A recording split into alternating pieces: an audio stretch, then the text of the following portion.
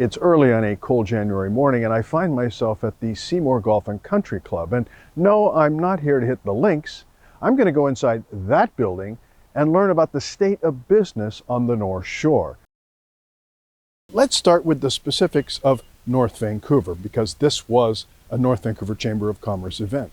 And the usual problems here keep cropping up over and over. Housing is unaffordable, transportation is a nightmare.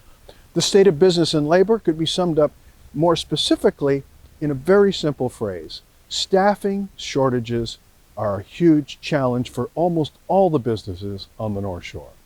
We also heard about different employment sectors on the North Shore.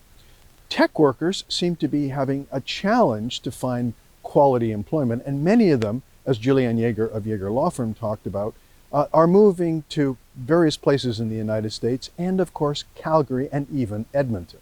Those businesses that are in construction and logistics, such as Warrior Plumbing, well, Warrior Plumbing is having trouble finding plumbers. The big picture, I think it's fair to say that the mood among businesses on the North Shore right now is cautiously optimistic. That's the local view.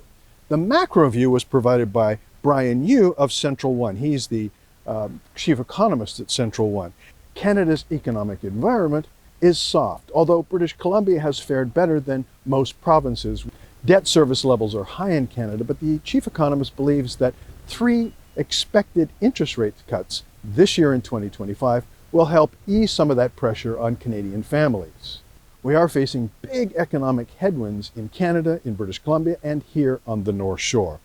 One is that there will be a flatline of hiring in the public sector, which has been a big growth engine for the Canadian economy over the last few years.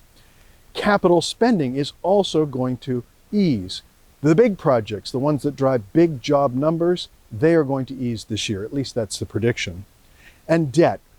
Canadian families are heavily indebted, and this is creating a drag overall on the Canadian economy. On top of that, Canadian governments, federal, provincial, they are heavily indebted as well. So these debt factors will be a huge drag on the Canadian economy.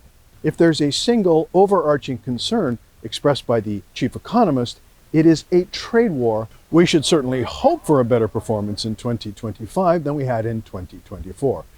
Thanks for watching. I'm Jeremy Cato, and this is the North Shore. We'll see you next time.